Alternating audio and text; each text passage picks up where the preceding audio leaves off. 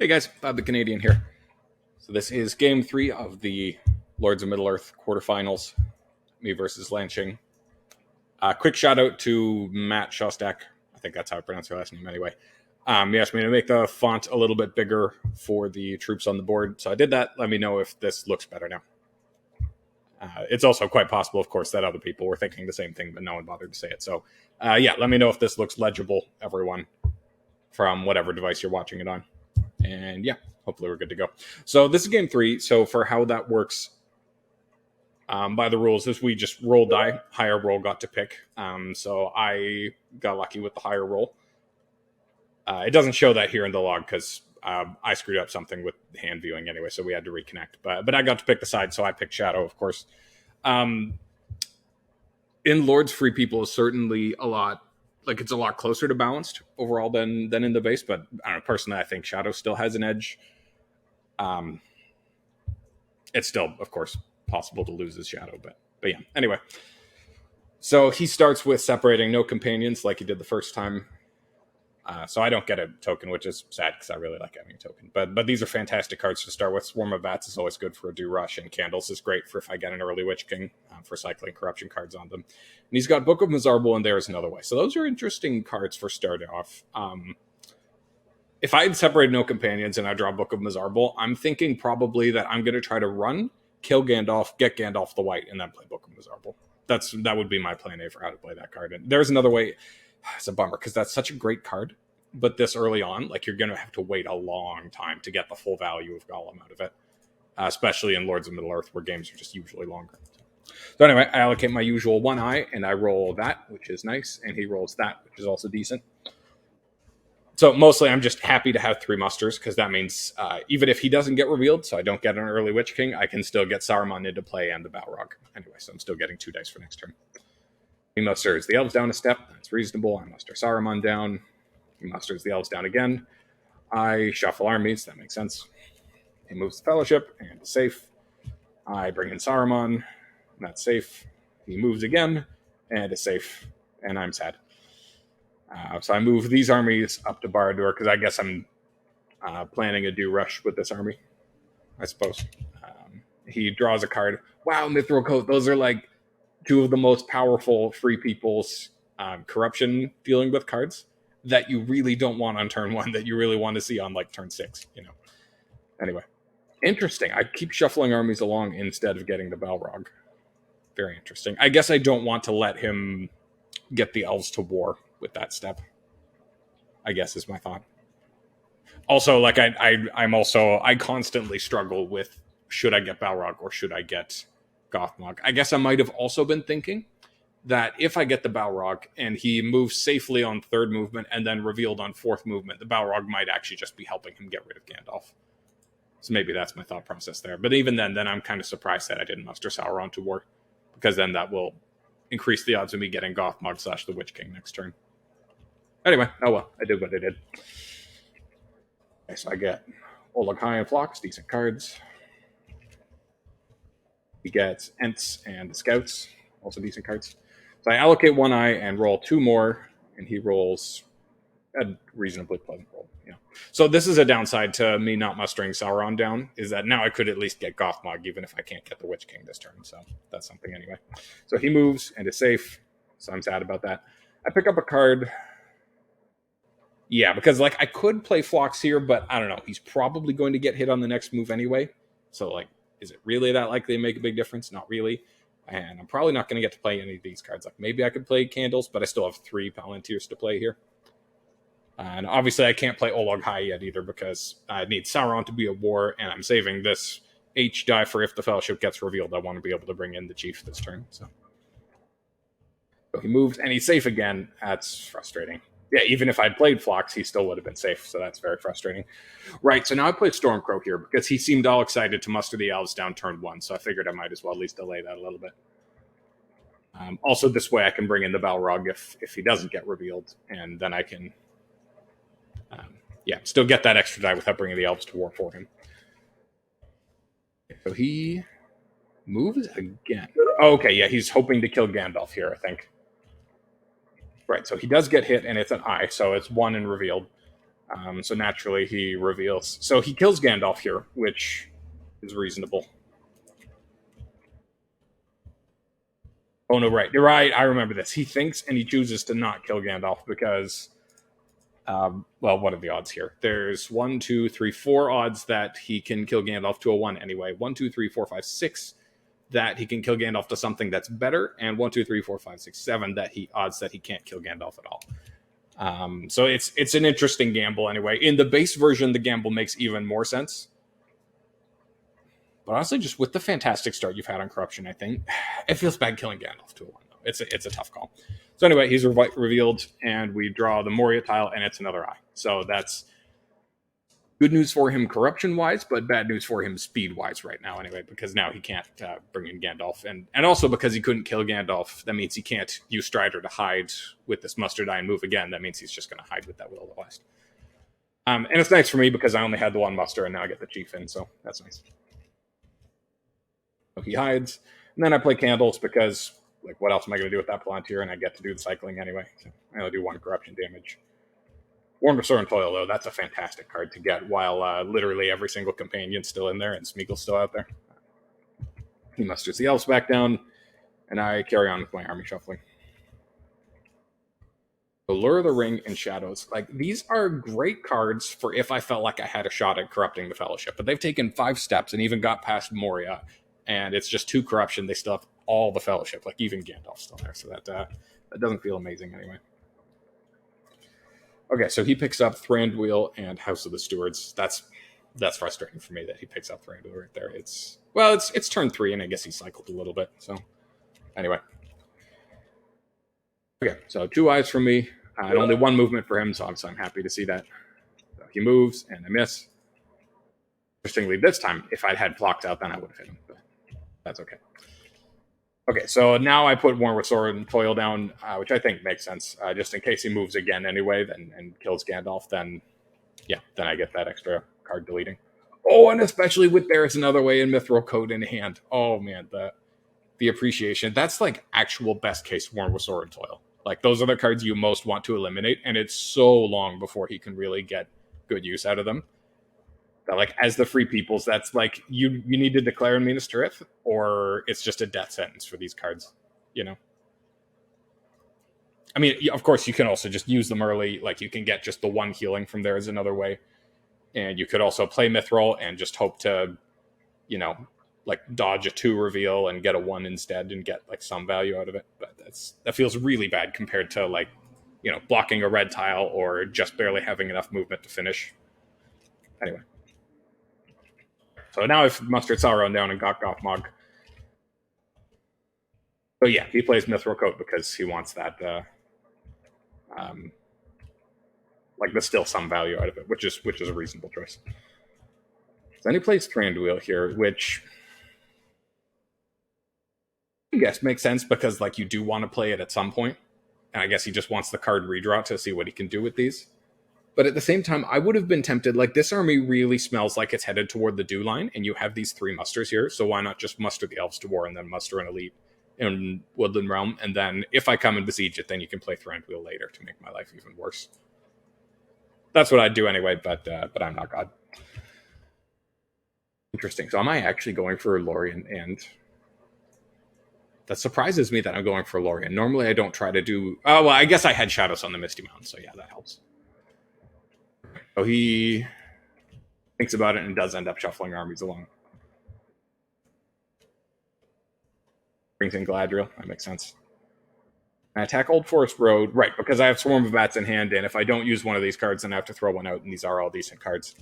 So I Swarm of Bats into a Scout, so that feels good for me. Do I roll a hit? I don't remember. I do roll a hit. Okay, that's good. He gets 1 back, so that's something. Anyway. Now he has the ominous 2 Keeper dice where it's, like, more likely to roll an eye. Like, you still probably won't, but it's more likely anyway.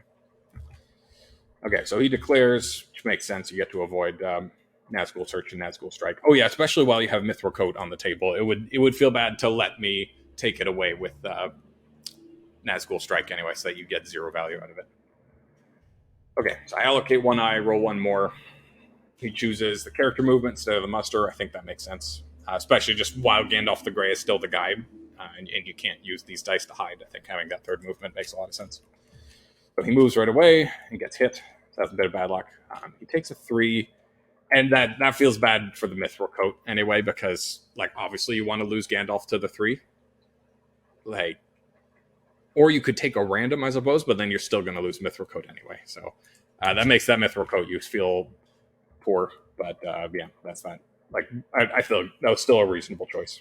Just bad luck anyway. So I play Phlox. Interesting. Why do I play Phlox? I have no idea why I'm playing Phlox here. Why not play Orc Patrol? Oh, I think I want him to move again and get revealed, and then I'm going to play Lure of the Ring. I guess that. I also want him to get revealed because... So he's probably going to move again and probably going to get revealed away from me. And I think I'm planning on using this ring to turn a Palantir into a character die so I can reposition Nazgul. And I want to be able to move all the Nazgul to whichever army I want to use first. Right, so I want to be able to put the chief on the Fellowship again after they've revealed away while I'm repositioning Nazgul. I think that's the thinking here. Also, I just have lots of Palantirs, and it feels nice to keep cycling character cards while I've got the chief sitting on the Fellowship. So yeah, I keep on cycling. He passes again. I keep on cycling. So that feels good, just getting 2 red tiles in there already. That's a bit of hope for the future, anyway, because the Fellowship's off to a pretty fast start here. 6 moves so far, and we're halfway through turn 4. No, wait. 1, 2, 3, 4, 5, 6, 7. He's already taken 7 steps. In theory, he could actually make it to Mordor this turn if he brought in Elrond. Or even just, move twice and used a ring to move a third. Either of the rings is a normal ring to get the third. Unlikely, of course, but he could. Right, okay. So now I play Orc Patrol because I guess I'm just still wanting to cycle. Okay, so I get to draw a card. It does 1 damage and reveals. Right, so now he hides. Interesting that he used... Oh, I guess he wants to save the musters for if I besiege Lorien and try to blow it up this turn. He wants to be able to put an elite in there. I muster the Southrons closer to war. He moves again. Right, I remember thinking that, like, if I had thought this through, I probably would have used Phlox, but I kind of just quick hit the roll button. Because there's a good chance that he wants to declare in Minas Tirith to get Worn Resor and Toil and the Chief off his back. So I really should have used Phlox there, but I didn't. And I accidentally hit the reroll button, forgetting that they'd revealed away. So now I've got the Southrons to war. He gets the Rohirrim hiding. I get ready to try to blow up Lorien. He musters the north down. Right, I take Carrick out while I still can.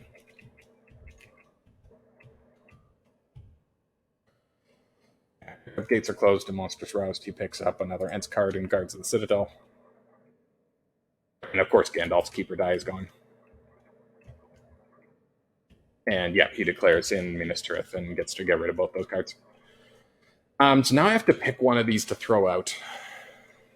It's an interesting choice, because the Fellowship is in amazing shape, so gates are closed might not even be worth it. But at the same time, at least it would put a card down on the table to protect the rest of my hand from Wind from the West, which is an important thing to keep in mind. Which he doesn't have right now, but I don't know that. What did I throw out? I did throw out the gates are closed in the end, because I think like the Fellowship is in such good health that I'm really praying that my military hits the gas, because I'm on 10 dice with Gothmog here. So that there's hope there anyway. And Gandalf the White still isn't here. But he does have Galadriel's die, which has movement on it. So there's decent odds that he could get to Mordor this turn anyway. And even if I get lucky blowing up Lorien, like, I'm maybe getting to 4 or 5 points this turn. So it's not looking great for me here anyway. So I allocate 1 eye because I have to roll 2 more.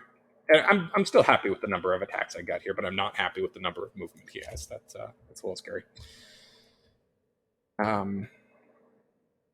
Oh, right.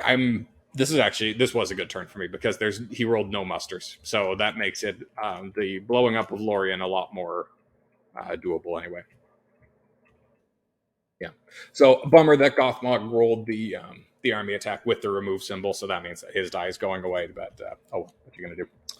So he moves the Fellowship, gets hit. It's 1 reveal. So, he does use Galadriel's ring here. Yeah, because I think it's reasonable to want to avoid the reveal here, just because still being in Minas Tirith, that means he can't be Cruel Weathered away. Like, I can play Cruel Weather on him, but it just moves him to an adjacent region. And Druidon Forest, Lasarnak, or Osgiliath are all, like if he's on 3 movement, he can still declare in Mordor from any of them. So that's the nice part about being in Minas Tirith, Lorien, or Rivendell. Anyway, so instead we draw 3. So it's nice for him that he doesn't get revealed anyway. So he takes a random, and it's Legolas, so that's perfect. Imagine that's exactly what he wanted. So I switch out to the Black Captain, because I guess I'm probably planning on playing Ringwraiths or Abroad, and then he's going to go here to try to blow up Lorien this turn while he can't play any more musters. So, yeah, might as well switch him to the Black Captain now, so that on that first attack I can get the redraw. And the extra leadership he provides, of course. So he moves again and gets hit, and it's a 2. So another not reveal. So that's a bit of a bummer for me that I can't threaten. What do you call it? I can't threaten Cruel Weather. Oh, but at least you draw Strider, though, so that helps a lot. Again, this game is just long enough ago that I don't really remember what happened, you know? So now I play Ringwraiths or Abroad, and then Nazgul will go to Lorien to try to blow it up. Yeah, makes sense. I wonder what I play. I'm probably playing Olog High here. That's my guess. Yeah, because I have 3 elites, so that's pretty good use anyway. So he gets a pre-attack with his elites, which misses, so that's nice. I get 1/6. He gets 3 hits back, so that's frustrating. And I get 0 hits on the weak to kill. So that's not great overall for me. Okay, and I don't press, because I guess I'm thinking that this army took enough of a beating there and didn't accomplish that much that I want to take it a little bit slower. Like, I still have 3 attacks to try to get through this round. Oh, and I also didn't want to downgrade an elite because I want to use the other weak to kill and hopefully get some better luck out of that. That makes sense. Draws a card. It's Mirror of Galadriel. Oh, Heroic Death. Yeah, that's perfect. You really want a Heroic Death for if you're pretty sure Lorien's about to blow up anyway, you might as well use a Heroic Death to stall me out a bit more. Okay, so yeah, I do use the next weak to kill, and he plays a Shield Wall. And I roll exactly 1/6. So obviously more hits would still be better, but it feels like a little moral victory when you get exactly 1 hit against a Shield Wall because, your card did nothing. When, if I'd rolled 2 6s, it wouldn't have made any difference as opposed to 1, but it feels nice anyway for some reason. So we both take 1 hit. And then I roll, and that's frustrating. 0 hits on 6 dice at 5s. That's bad. I press anyway, though, because, we want to get it done. We want to blow up Lorien this turn. So I use They Are Terrible into Heroic. Yeah, and he plays the Heroic Death. That makes sense. And I roll 3 hits, so that's perfect for killing Galadriel, too. Yeah.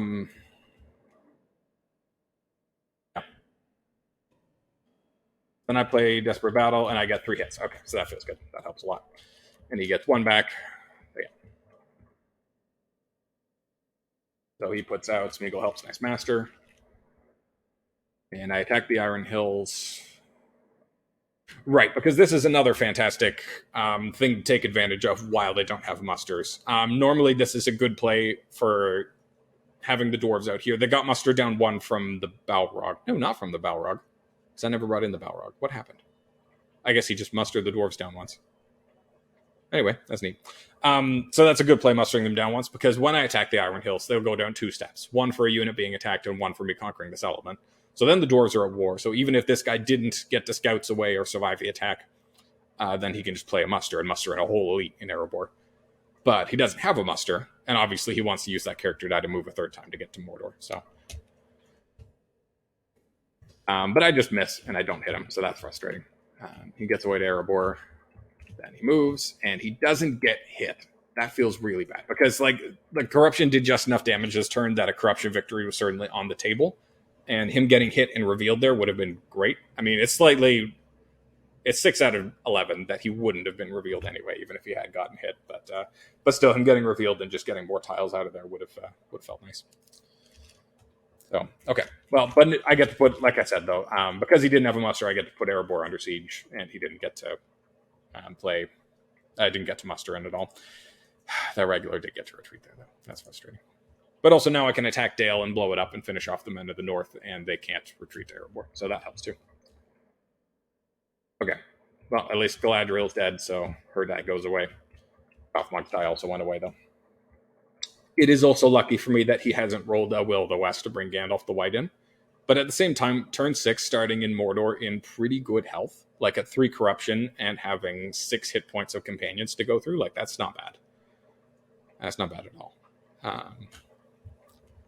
And let's see, I've conquered Lorien, so it's nice that even if he plays the 3 rings for the Elven King's card and gets Galadriel's die back, he still can't use it to block an eye again, like if he does get hit by a bad eye here because Galadriel's dead. So he can still bring Elrond in, of course, and use that to go faster, so that helps. So let's take a look at the hunt pool. It's nice that a couple eyes went back in, that I got those 2 red tiles in. Smeagol is still out there, though, so that's really bad news for me. That, like, there's pretty good odds that on the way up, as long as he still has a companion, that he'll draw at least one of those Smeagol tiles. So that's a 0 that also doesn't reveal and gives him another companion to take as a hit. So he brings Elrond in for purposes of going faster. So that makes sense. So I see that he's probably about to play. What do you call it?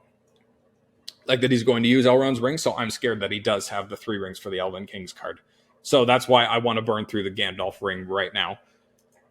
So that if he plays that card and he only gets 1 ring back, then he has to take the Gandalf ring, which is the worst of the 3. So, or no, I think about it a little bit. Okay, well, I know that if he is going to play it, he's going to use the Elrond ring first, and then he's going to play it. So, interestingly, I get the alternate mouth, and I get him down here. I guess I'm thinking that after I blow up Dew, these armies are going to get Minas Tirith, or maybe he's going to go down to Umbar and go get Dol Amroth. And maybe I'm going to use his help for that. That seems a little bit odd to me, though, because he can only use his ability to turn a muster die into a character die to attack with, but it can only do that with that army, and this army isn't one that's about to attack. Whereas if I got the original mouth, then I could be using this muster die right now this turn to help blow up Woodland Realm and Erebor. So that seems a bit odd to me, but oh well. So he moves, and it's a 0 reveal, so that's a perfectly pleasant result for him. And of course, he uses Elrond's ring. So now I use the Gandalf ring to make that less palatable for him. Okay, yeah, so I did specifically want to send him down to Umbar to, go out and get one of these 2 anyway. So that's more reasonable anyway. And also, that makes sense that I wanted to bring him in before I used a ring to move Nazgul around. So, okay. I don't hate this plan. I still think the other mouth might have been better, but this is an okay plan. He hides. Then I play Grond on the Woodland Realm. Okay, that's reasonable. I use Swarm of Bats just for the combat card. Yeah, I guess that makes sense. I think maybe I was tempted to use Relentless Assault there. But at the same time, this isn't that clear of a win for my army, so starting with something that does damage to me doesn't feel amazing. Anyway. So I only get 1 hit. He gets 2. Also not an amazing start. Round 2. Okay, I use Wormtongue. He plays no card. I get 1 hit. He gets 1 hit. 3. Probably using Deadly Strife now just to finish this off. Yeah, he plays an advantageous position. I just roll 4 hits, though, so that helps. He gets 3 hits back. That does not help me. Moves again. It's a 3. That's also a good result for him. Okay, right. Now I attack Dale because I want to blow this up before King Bran shows up. And I want to get the Witch King over to help Erebor. So I guess I'm playing this Onslaught just for cycling cards. 1 hit. And he gets 1 hit back. Ooh, this is dangerous, man. Leaving 1 regular there and 1 regular there. That is a very appetizing attack for Rangers of the North. Mind you, I can see that he doesn't have any strategy cards right now. But still, who knows? He might pick it up next turn. Yes. Okay, this was my plan. So I bring this regular here because since Dale is conquered, even if he plays Rangers of the North attacking Woodland Realm, he can't muster an army next to it in either of these spots. That's really good. Well played, Bob. because it needs to be a free region. And since Dale is conquered, it's not free. So he could still play it attacking the Orc and Old Forest Road and summon an army in Rosgabel. But then I have a solid warning, and also then it's just one elite besieging my one regular, so that's not amazing odds for him too. And I'll have plenty of time to deal with it. Like, he could then, of course, walk up and retake Carrick and start mustering up. But again, I'll have plenty of warning if that's what he's doing. So, okay. Right, so then this army is waddling its way towards, what do you call it? Gondor, I guess. So I'm attacking Pelargir. I get my 1/6. He gets not a hit. Okay, and on we go to the next turn. Oh, and he picks up Dane. Son of a goat. That's frustrating. Okay, so how many points am I at now? Right, with Pelargir, I'm at 6 points. So if I manage to finish Erebor and Dol Amroth or Minas Tirith, then that's great. I have new powers rising, though, so maybe I'm going to pivot to Helm's Deep instead after he plays Dane. Okay, so I again roll 2 eyes, and he again doesn't roll Will of the West. So it is bad luck for them that he hasn't rolled one, but even if he rolled one this turn, he still might be better off just moving the Fellowship instead of bringing in Gandalf the White at this point. Also, Gandalf the Grey hung out for a while, so it hasn't been that many turns that he could have gone one. Still bad luck for sure, though. So, okay. He plays File. That's nice. That's a very nice card to get in there. And there's often Cloak from Chuck in there, too.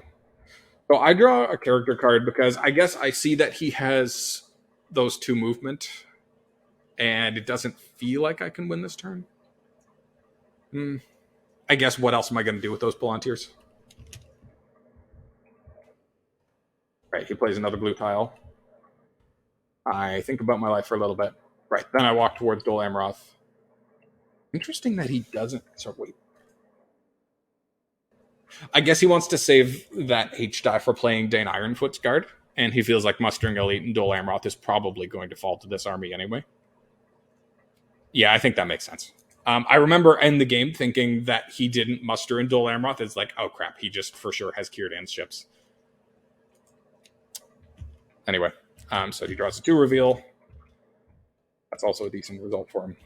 So I attack Dol Amroth.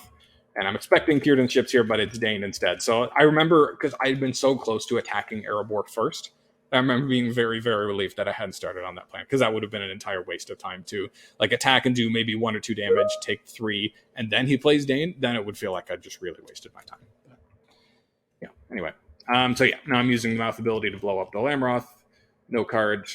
So a lot of these cards would have been good here, but I guess I was thinking, like, since I have 2 elites to press this anyway, I might as well save these cards for trying to do something somewhere else where I might need them more, because it's only 3 regulars, and I'm going to get 4 rounds of combat here from my 1 attack, because the special mouth lets you press that advantage, right? And I can downgrade twice. So I'm suspecting that I can roll 3 6s on like 40 dice. So he gets no hits back. I use the free press, no card, and I roll 3 6s. So yeah, there you go.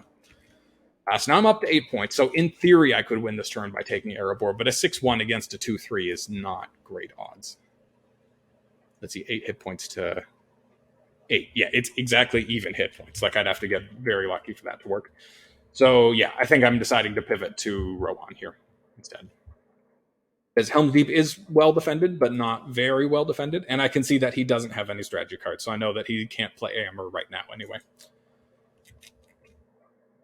So yeah, off I go to get Rohan. I get my 1 hit. He gets a hit back. He hides with the Fellowship. And then... Wait, didn't I use a ring earlier this turn, though? No, that was last turn. Right? I feel like it was. Yeah, because he rolled the Elrond turn. Okay, I was just wondering if I'd cheated there by using 2 rings. But no, I used this ring to go ahead and attack Helm's Deep. Which feels nice, because if he had picked up Aemir next turn, then he could play it. But now that this stronghold is under siege, now Aemir can't be played. Aemir is a unique card like that. Okay, so Deadly Strife, very happy to see that. Turn Despair, that's nice too. Oh, yeah, I remember thinking to myself right before he rolled that I really just need 1 turn with no movement, because up until now he'd had pretty good luck with consistent movement. Yeah, so now he's at -1 overall for movement. but that's after a roll of all 5 dice. Well, I guess 4 because Elrond's dice doesn't have movement, but that's after a 1 in 16 no movement choice there. Yeah. Anyway.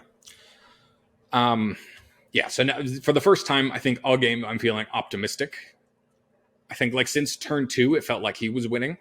And it felt like I wasn't like out of it, like I still had hope. But this is the first turn where it feels like I'm actually winning because he's out of rings. So unless he has 3 rings for 3 Elven Kings and gets 2 hits, actually he'd need all 3 because he'd need to get Elrond's ring back too. But he also has There Is Another Way. So if he managed to move and hit like this 2 so that he could lose both those hobbits and get to Gollum, then he could play There Is Another Way.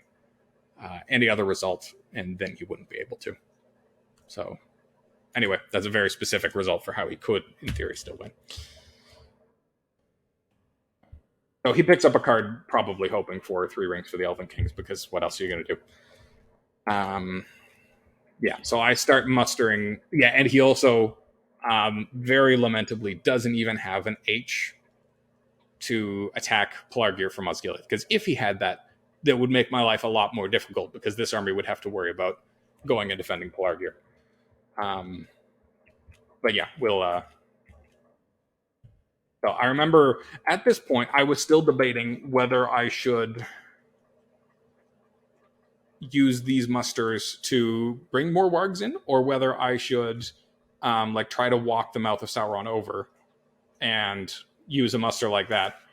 And then I had my cool idea here. I can just walk him part of the way over.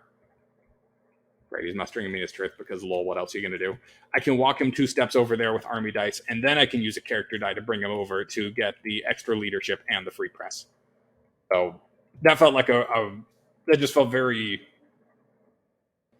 efficient, very well put together and very satisfying to organize. That just using all of my dice collectively for this one purpose of blowing up Helm's Deep this turn. Because that's all I need to do. If he had 1 ring or an H, then I would have had to walk this army over here. But because he didn't, I was able to walk that leadership over here, bring in for the extra press. So he musters up more in Minas Tirith, because I guess the only hope here is that Helm's Deep somehow survives. And to be fair, he does have a Daylight and 2 end cards, so that helps a lot, and a Heroic Death to use at the last. But yeah, so the hope is to survive there, and if he does, then this army is going to be a problem for me retaking Pelargir, and maybe defending Edoras too. Who knows? Okay, so I attack Helm's Deep, of course. Let's take a guess at what card I'm opening up with. Probably Desperate Battle. It feels bad to open up with Deadly Strife, especially against a Rohan territory, because if they have, Daylight or one of the Ents card, Horn Dark, that means you only roll 2 dice. That feels really bad playing a Deadly Strife on that. So I'm probably leading with a strategy card, hoping to get his better defensive card out of the way first, and then I'll play Deadly Strife later. Yeah, so that's kind of what we see here anyway. Nameless Wood is still a good card to play into Desperate Battle. Anyway. So I roll 2 hits, which I think is slightly below average, but still decent. And he rolls 3 hits plus 2, so that's 5. So that's a solid start for him, but it's a good thing I had all those wargs to muster up. Still feeling optimistic anyway. So I get my free press. Then I pick him another card, and it's another Deadly Strife. So now feeling like I get to smack down 2 Deadly Strifes, feels like I've probably got this. Yeah, Deadly Strife into Ents Rage, and I roll only 2 hits, though, on a whole Deadly Strife. So that feels bad. Yeah, so and this is the one tiny possibility of where this rule comes up. In the rules, it says a 1 is always a miss. So the only way this comes up is if you very specifically play Deadly Strife against Ents Rage in a Rohan region, because they both add 2 to the combat roll for the free peoples, which would mean all dice are a hit, but the rules very specifically say a 1 is always a miss. Also, in theory, you can move the Fellowship. Like, if you move them 6 times in a turn, then in theory they should all be hits, but the Shadow player still has to roll, because a 1 is always a miss. And remarkably, he manages to roll a 1 on the first one and on the second one. So it would have been a hit on a 3, so he still gets 2 hits. It doesn't make a big deal that he missed, but yeah, that's the thing. So I take my hits, I press again, and I play my other Deadly Strife, and he plays Daylight. So normally Daylight into Deadly Strife is great, but I have 6 dice to roll on 50-50, so it's over. And I roll 6s anyway, so. But yeah, that's that. Yeah, and like he highlights, I think this game might have actually been decided by his choice to not kill Gandalf there. Because if he had killed Gandalf and brought Gandalf the White back, having a 5th die for the extra, I think 4 or 5 turns that happened since then, that might have been the difference about whether the Fellowship was able to make these last 2 steps or not. Yeah, it was bad luck for him for sure that he didn't roll another W in the next 2 turns anyway. But yeah, them's the dice. That's just how this game goes. Yeah, so fun game. Pretty close. I definitely got lucky in some ways. I also got unlucky in some ways anyway. He did pick up Thranduil and Dane.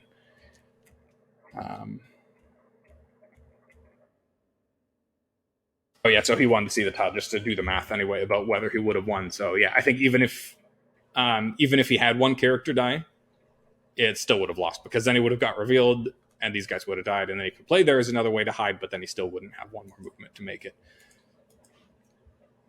Yeah. Anyway, if he'd rolled 2 movement though, then of course that would have been enough. Unless he hit one of the red tiles. There were 2 red tiles in there the whole time that didn't get drawn, so that's something to be said for me anyway. But turn 8 though, that's fast.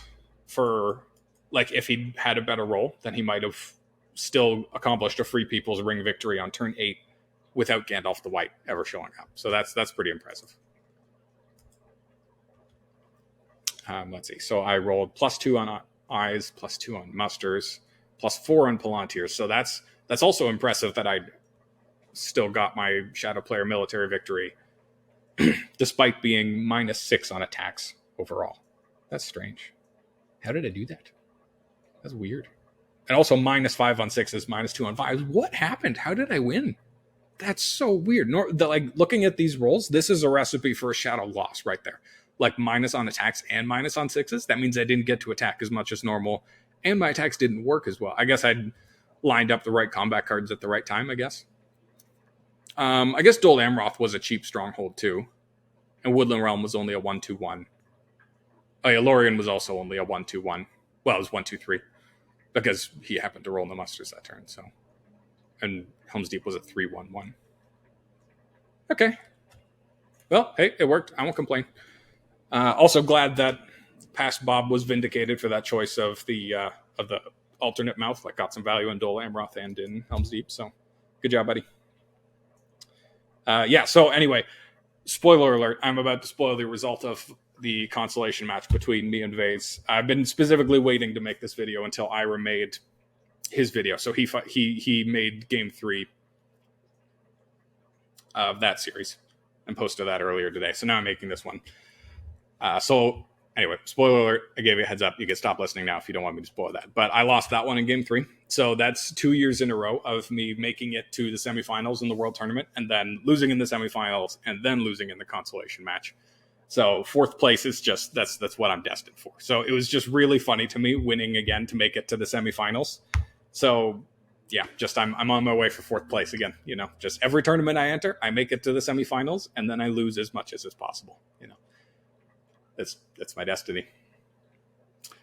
So whoever wins between Prince Fox and Saved by Him to meet me in the semifinals, I'll bet you approximately $2 because I'm not much of a gambling man, but I'll bet you those $2 anyway that they make it to the finals and that I lose.